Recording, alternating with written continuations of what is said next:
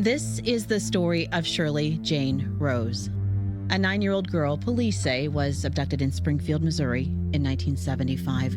Her folded remains were later found in a shallow grave north of the city. It's described as just a dip in the ground, really. Not much work put into it. No one was ever officially charged for her murder, but public perception had a man on trial nearly his entire life. A chunk of the community believes her murder was over a drug debt brought on by her mother. The toll of her memory left for the living to carry? This is that story. The Path Back Home. It's tragic, really. Shirley, are you here? We all have a story. We are contacting 911 for you. A dark secret wrapped in emptiness and regret. Quite frankly, I'm glad I did it. You know. They took her life. They just can't prove it. The toll. I'm Nancy Simpson. Shirley Jane Rose was at her grandmother's house in the west part of the city, the place she called home with her mom, her 2 brothers, and 2 sisters, was 5 blocks away. The plan was for her to walk home and ask her mom if she could come back and spend the night at Granny's house. This was around 6:30, October 17th, 1975. It was a Friday, and the papers say there'd been no school that day. Is Shirley coming back over here? She's supposed to come home here and stay with Christy. That's when Mike and Joyce said, well, she hasn't made it home yet. And Granny's like, she should have been there and back by now. The 4th grader vanished. Now, some describe that main street she was walking on as busy, saying it was a main north-south thoroughfare through Springfield back in the 70s. I don't think I would have ever let my child walk down a busy street highway like that, not at 9 years old. The little girl's mom, Joyce, called police at 7:43. That's more than an hour after Shirley Jane left Granny's. The search for her started right away. According to the papers, officers started going door to door until after midnight. I had gone home from work that day and got the call about Shirley Jane's disappearance. So that night, I coordinated the volunteers in the search along with the officers that were searching. Saturday morning, the search was in full swing, using any neighbor who would help, radio emergency volunteers, a helicopter, and a bloodhound. All had the goal of finding 9-year-old Shirley Jane Rose. The bloodhound would indicate Shirley went up the street from her granny's house, turned on a shortcut of sorts, and then got on the main road, which would have been a straight shot to her house. 5 blocks. I haven't walked the route, but I've driven the route, started at the house, and just to see where she went. Along that main road, scenic, a bloodhound named Lady Cricket would indicate Shirley Jane's trail went cold. It was in the driveway of her friend's house, just a block and a half away from her own home. But were there clues along the way? Christy Foster is Shirley's cousin. She was 6 at the time of the abduction. She was actually playing with Shirley at Granny's house the day Shirley Jane vanished. Was this person driving by and watching us play and just waiting for her to be alone? Shirley's plan was to come back to Granny's after a quick trip home and spend the night with Christy. That was October 17th, 1975. Granny had called Aunt Joyce and said, is Shirley coming back over here? She's supposed to come home here and stay with Christy. And that's when Mike and Joyce said, well, she hasn't made it home yet. And Granny's like, she left quite a while ago. She should have been there and back by now.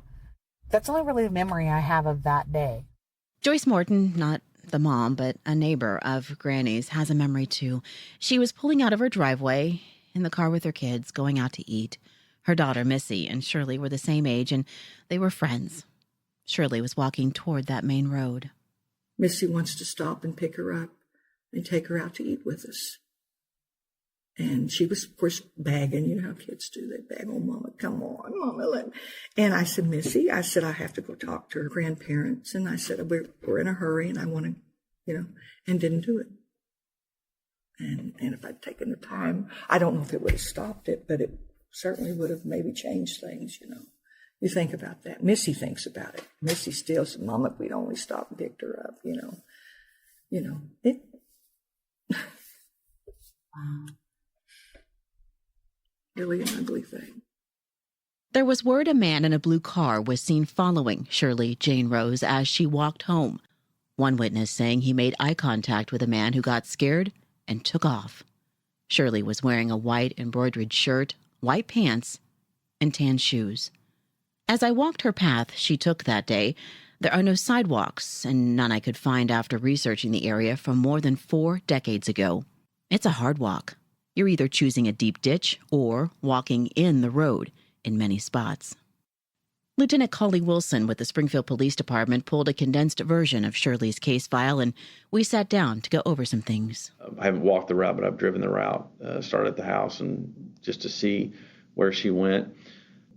Suspect, there's different witnesses said that they saw a blue car, and this is 1975, so we got to think back, possibly a Chevy, and maybe an Impala or a Chevelle, even a Nova was mentioned, and that they saw her talking to somebody in the car. And that's basically the last time they saw Shirley alive.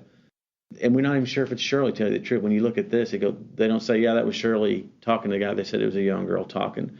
Looking back, it probably is her, but it could have been somebody else. She could have been picked up somewhere else along the route. So she never comes home. Her mom calls, makes a missing persons report, and the police department then starts a pretty extensive search trying to find her. She's found. Her body's found. A couple of men find a body near a lake 30 minutes or so north of Springfield. So and I'll get my dates right from my outline here, October goes through, November nothing's found, and then in December of 1975, two gentlemen who were doing some trapping up by McDaniel Lake discover a body in a shallow grave. The officers go out there and they find Shirley Jane's body there in that shallow grave up by McDaniel Lake. That's kind of just in a nutshell her disappearance and her body found.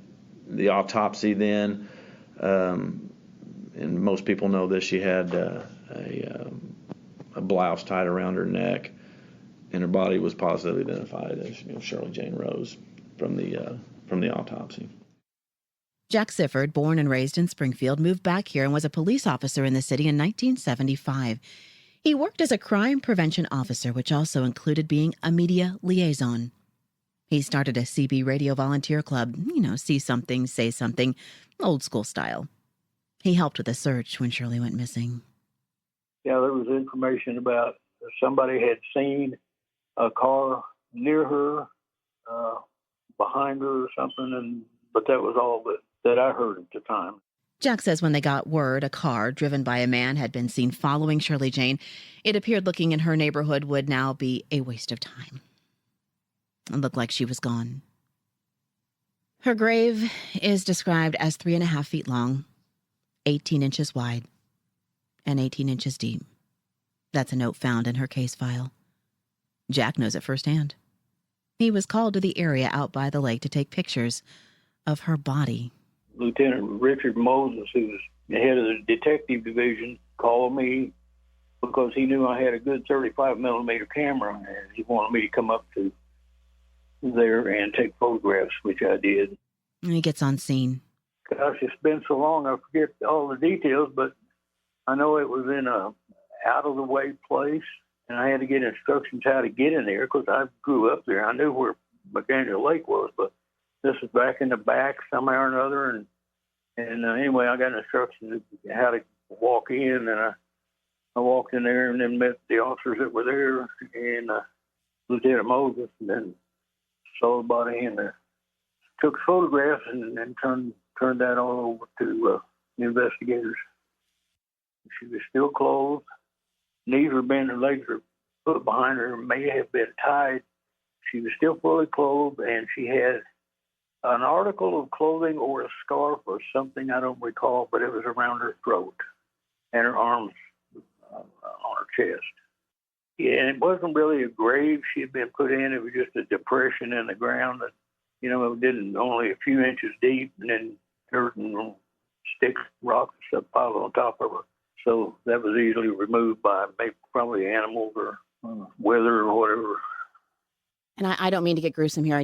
You're my link. When her body was there, so it would have been more toward the fall and the winter, maybe a better preservation during that time frame. Yeah, Yeah, there wasn't any advanced decomposition that I saw.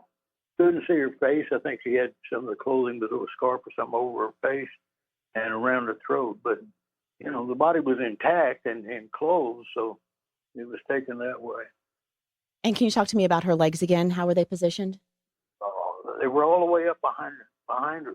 Like they folded her legs back behind her, not just all the way up to where her heels were like next to her back. So she was almost folded in half and then put in that depression in the ground. Yes.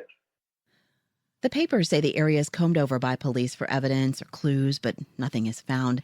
Detective Bill Lloyd, the lead on the case, says the girl was strangled with her own blouse. That's what Jack was seeing wrapped around her neck. Her blouse. Lloyd says she'd been in the grave for some time and that there was no way to determine if she'd been sexually assaulted. Again, 1975. Christy, her cousin, says she wasn't allowed to go to the funeral. I remember seeing my mom and dad get in the car and leave. So it's like I had some sense that I, knew something had happened, but I wasn't allowed to go to the funeral, which I kind of wish that I would have been. But I guess mom and dad thought I was only 6 and then I wouldn't understand, that maybe I'd be traumatized. But I have that memory of seeing my mom and dad leave for the funeral. My mom wearing that blue velvet coat with the white fur collar. Such a weird, vivid memory. Jack can't shake Shirley, Jane Rose, from his memory. He tells me he served on the police force in St. Louis before coming back to Springfield, and he says he's seen a lot of bad things. But this case bothers him the most. I mean, it's been 42 years, and I was a St. Louis City police officer for 7 years. I've seen lots of kids who were either killed or abused, beaten, hurt, injured, and this is, for some reason, Shirley Jane Rose, for 42 years, I've thought about her hundreds of times. Every time I hear about a child abuse or a homicide, I think of her. And I only saw her one time, and that was when her body was found. But I feel like I've known her for years because I think of her every time I hear something. And I mean, it's not just a little girl that I heard about. She's part of me. She's with me all the time, and I never met her, never knew her. That may sound a little strange, but that's the way it is, and I know other officers the same way. And why do you think this case hit you so hard? Well, because I was involved in it, and I took those pictures, and it's unsolved, and I just really don't like that. I can't imagine doing that to a child. I mean, there's no justification and no reason that anybody can think of to do that to a 9-year-old girl. Christy says she asked her mom about Shirley's murder after she got older, and I didn't really know much. It was rumored her Aunt Joyce dabbled in drugs, specifically pot, and owed a drug debt. Apparently the whole reason for this thing was because it was involving drugs and money, or a lack of money, and that's what caused the whole thing to turn out the way it did. Jack, the retired police officer, says this case really wore on lead detective Bill Lloyd. Yeah, I know that it bothered Bill considerably, and he worked diligently trying to find out who did it. But Bill had a young son who was, I forget what he had, and he had a problem too. He was either mentally retarded or Down syndrome. I don't remember, but he had a young son. So anything that and of course most of us, anything that bothers a child bothers a policeman more than most people, because we've seen too much of it, But Jack says the case likely haunted Lloyd like it did because he was sure he knew who did this. Here's the only thing I know about suspects, and I got this from Bill Lloyd before Bill died, or before I left the police department in 81. And before that, I had talked to Bill one time, and he told me that there were 2 brothers, I thought. Best I can recall, there were 2 brothers, and they were Fletchers, and with the Fletcher barbecue place that was on Scenic and Sunshine. And that they were in an interrogation room, and Bill was talking to them in there, and then he left on purpose because there were microphones in the room. So he left, and they listened to the two guys having a conversation. And during the conversation, one of them was heard to say, "We killed her," or something to that effect. Well, Bill asked them about that later, and they said, no, they didn't say that. They said it was like rhetorically, one of them said, "What if they come in and say we killed her?" You see what I mean? And Bill could not, he could not verify exactly what they said because there was either they didn't record it or didn't turn the recorders on, or there was a problem with the recorders or something, but they had no recording of that conversation. It was just Bill hearing what they were, this discussion inside the room. So that couldn't be used. That could explain his double frustration, couldn't it? Yes. But he felt sure that it was them. The two brothers. Who had abducted her. He was very sure of that. He said he just didn't have any doubt, but he just could not get any evidence otherwise. Steve and Chris Fletcher's family owned the barbecue restaurant, which was just down the street from Shirley's home. Same street, which I feel the need to point out because this fact alone would have put him in the area all of the time. Good or bad, however this shakes out, I feel this is an important fact. And just a note, almost everyone I spoke to about this case said one name, Steve Fletcher. I hope it was Fletcher since he was kind of blamed for it. He passed away years ago. I always just wondered what proof they would have needed in order to make the case on those two guys and put them away for good. Meeting with Lieutenant Cully Wilson and Sergeant Todd King with the Springfield Police Department, they tell me this cold case file gets pulled from the shelf and looked over about once a year. Lieutenant Wilson didn't just confirm this story. He was able to pull the report from the file pretty quickly. I know what you're talking about, and it's kind of a one blurb thing in there, but I don't know. I don't know any evidence that connects that right now to that statement. So I know the statement you're talking about, but I don't know, unless I've missed it somewhere in there. I've actually tried to look because this is a pretty damning statement. I've tried to look for some link, or maybe there's, I thought, well, maybe there is a recording. No, there's not, but I don't have any other evidence of them saying yes or no that I know of. Now, I may have missed it somewhere, but I don't believe so. You haven't seen it written down anywhere? Nothing. Oh, yeah, I've seen it written down. Yeah, it's definitely written in a report. I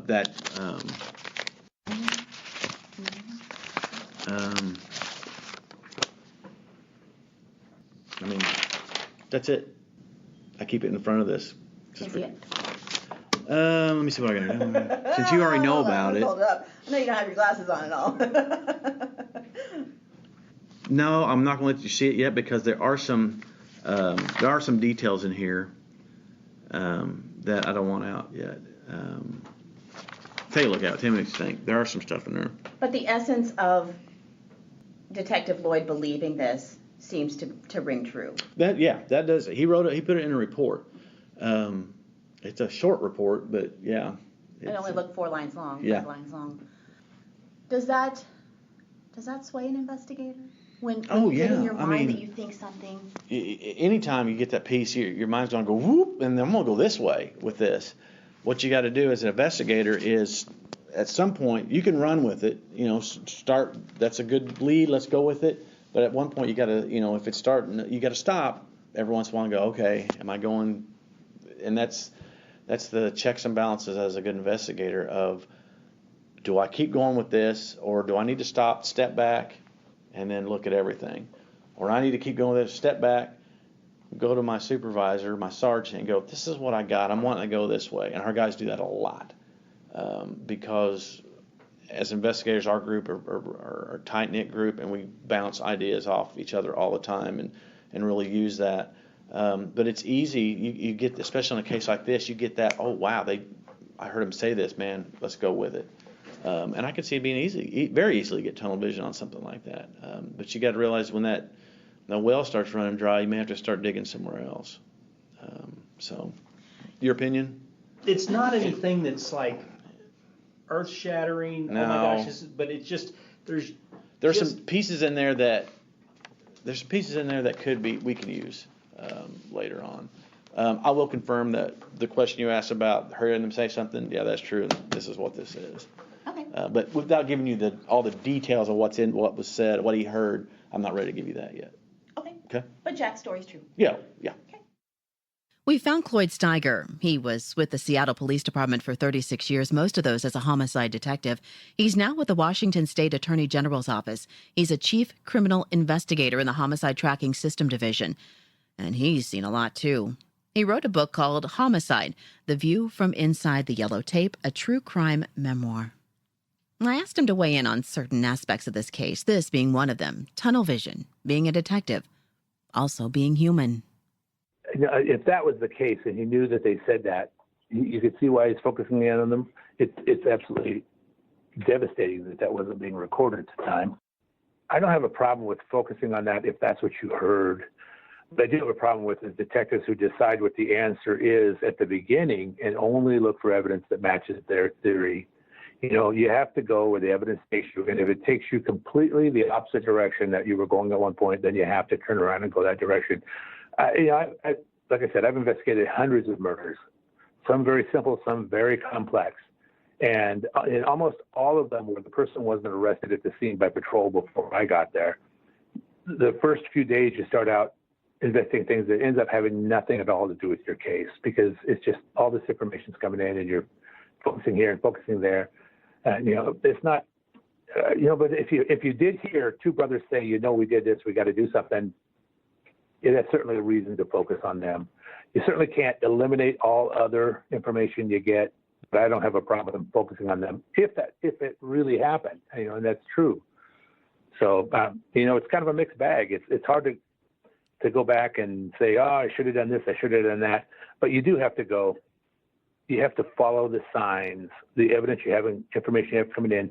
You have to go where that takes you, and don't assume it's not correct just because you have a different theory.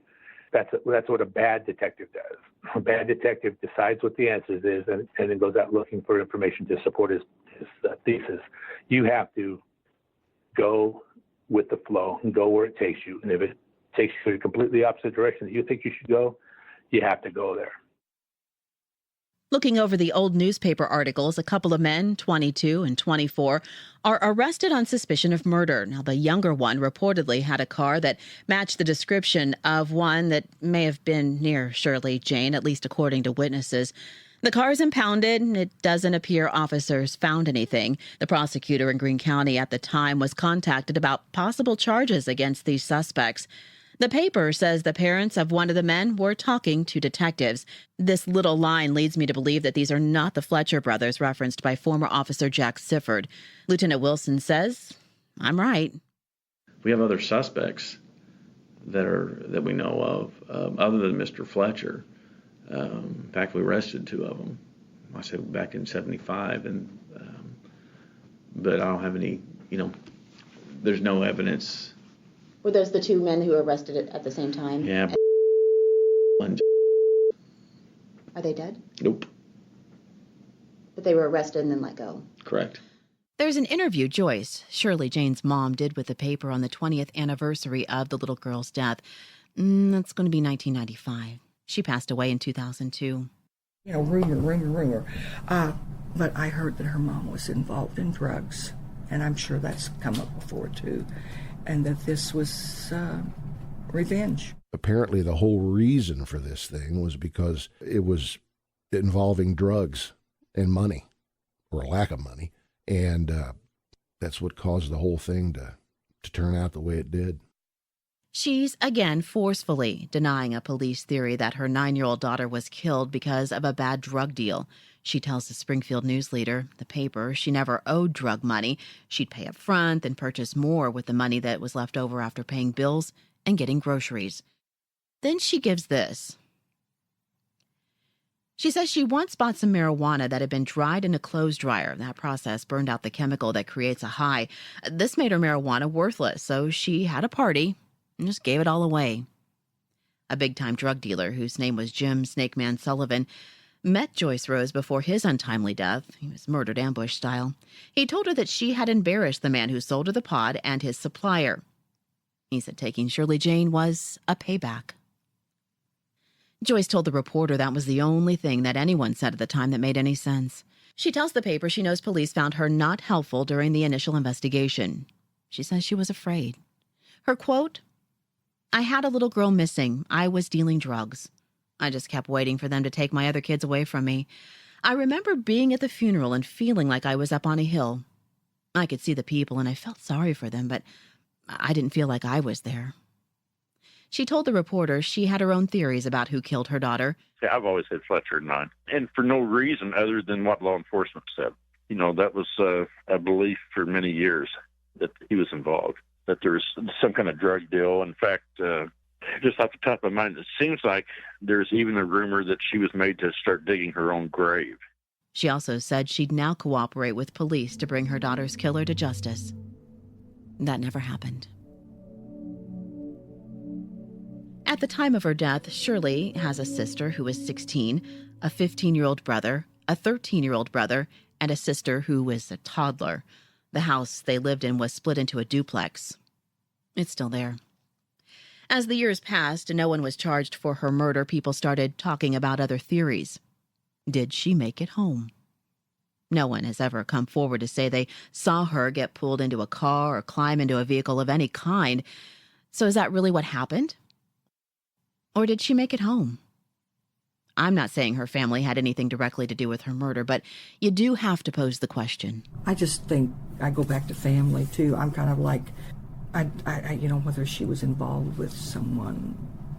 And nobody knows any of that, I guess. Wouldn't they have asked if she had been involved with somebody? Lieutenant Wilson. I think the detectives then, and if we were doing this investigation now, which we would conduct it, differently, we would have to, and I still think, did she make it home and somebody in the house took her? So yeah, we have to keep that in the scenario, because nobody, like I said earlier, nobody's saying, yeah, that was Shirley Jane, and she was talking to this guy in a blue car. Could she have made it home? Possibly. From the investigation, and the officers' interviews there's no direct evidence that she did. Mom says she didn't. So could she have made it home and somebody got her there? Yeah. We know that Mom had some shady dealings with some folks there, and that possibly could have happened. But if I was going to bet money on it right now, mine would be more before she got home, just because there's so much more opportunity for someone to take her off the street than to kidnap her at home. Joyce told the paper no one in the house, other than her, was interviewed by police. I've reached out to Shirley's siblings to try and answer these questions. So far, they've refused to do interviews. Lieutenant Wilson has no answer here. If she said that, I'd believe her then. I just have to go back and look in the case to see if we did or not. At the beginning of it, it's kind of weird to say, but we don't believe anybody. And we want to believe, we got to take everything that's told to us with speculation. So I'd speculate, I'd have to go back whether I believe her or not. I don't know. If she said that, I would immediately, as an investigator, go back and go, did we interview these kids? And go back and look at that. Would investigating in 1975 something like this be different than these days? No. It seems like these days you really focus on the family first. Yeah, definitely. It's a lot different. Do you see that in this case? Yeah. Oh, yeah. And we kind of talked about the release of information. The amount of homicides we have now, our guys are more savvy on it and really going to these things, knowing what they're going to do, kind of knowing the game plan. Todd King's done this for many, many years, and he's knows how to direct our guys what to do. And if we went into something like this today, every family member is going to be interviewed. No question. No way that mom would ever make that statement. Correct. Under what's going on. If she made that statement, it would have been false today. We would make every attempt to interview everybody. It's frustrating now because you look back, and it's so easy for me to sit here in this chair and look back 40 years ago and go, oh, they should have done this way, they should have done it this way. In the 1970s, policing was really starting to really change into more technology and the tools we use today. I mean, you still had officers walking beats without portable radios back then, carrying blackjacks, you know. Today, every officer has a computer in their car, mace, taser, that sort of thing. So technology is changing. Springfield was changing as well from a smaller rural community to what we're becoming, you know, today. So yeah, it is frustrating, but you got to take it that's the way it was, and that's the way they did things. I think back then the detectives were doing the best they could, and they weren't trying to shortcut anything. It's just the training wasn't there yet, the technology wasn't there yet, and you know, today it's like we were talking about interviewing the kids that wouldn't have went by. We wouldn't have not interviewed them. For me to speculate, and that's for me to look back, I would say they may have got a little bit of tunnel vision on this, her being abducted before she got to the house. I may have been looking at that. He says they've tested for DNA on that critical piece of clothing, but nothing. At least nothing yet. It's been several years since a test was conducted, and Steiger in Seattle, he says he has access to brand new testing. The chances are this guy has done other crimes. He may not have done any other murders, but he may have done rapes, child molests, and if they get a DNA profile, there's a very good chance he's in CODIS already. He could be in prison somewhere right now today, or he could be dead, but he's probably in CODIS, and if they can get a DNA match, that's why I would encourage him to find out if the state of Missouri has an MVAC system in their crime laboratory system, and then have it done, and if not, find one else. They can give me a call. I'll come up with an MVAC and have that stuff processed, and you know, the chances are exponentially higher of getting a DNA profile using that system than any system that was used in 2006. Lieutenant Wilson agreed to talk to him about it. Next time on The Toll. One of the detectives asked me if I knew how to handle a shotgun. And I said, yeah. He said, here, take one. So I was armed with a cassette recorder, a microphone, and a 12 gauge. The memory, strictly the memory. It was so ugly. Quite frankly, I'm glad I did it. No guilt. I ain't got a bit of remorse. Are these the only 3 people you've killed? No, well, they're not the first. There was a tip that the police got that there was going to be a human sacrifice at a quarry north of Springfield. I assumed that human was going to be Shirley Jane Rose. I said, oh, please, you got to let me go.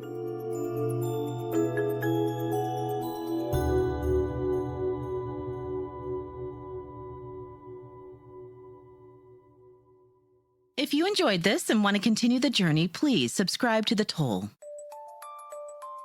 The Toll Podcast, The Path Back Home, is a production of The Toll, LLC. Co-creator and host, Nancy Simpson. Co-creator and executive producer, Jay Lashley.